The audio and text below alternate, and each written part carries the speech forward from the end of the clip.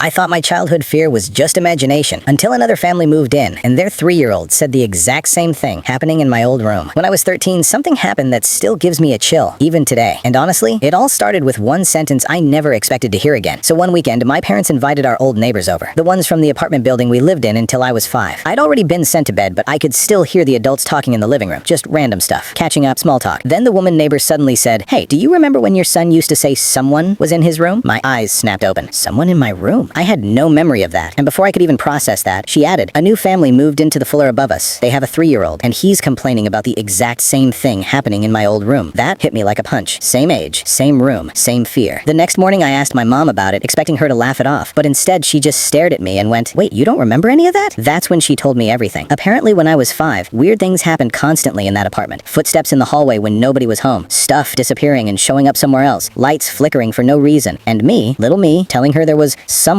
standing in my room at night. But the craziest moment came one afternoon. My mom was listening to a vinyl record, just relaxing, when the music suddenly started slowing down, like someone pressed a finger gently on the spinning record. Slower, slower, until it completely stopped. My mom finally snapped. She stood up and shouted into the empty room, "Will you leave us alone?" And immediately, like instantly, the record went back to normal speed. Perfect, smooth, like nothing ever happened. And after that day, nothing strange ever happened in that apartment again. Here's the part that gets me though. I didn't learn this story from my own memories. I didn't remember anything. I only found out because another kid, 10 years later, moved into that same building and started saying the same exact thing I said at the same exact age. Even now, as an adult, I'm skeptical about paranormal stuff, but I believe my mom. And honestly, some things are difficult to explain, especially when they follow you across time.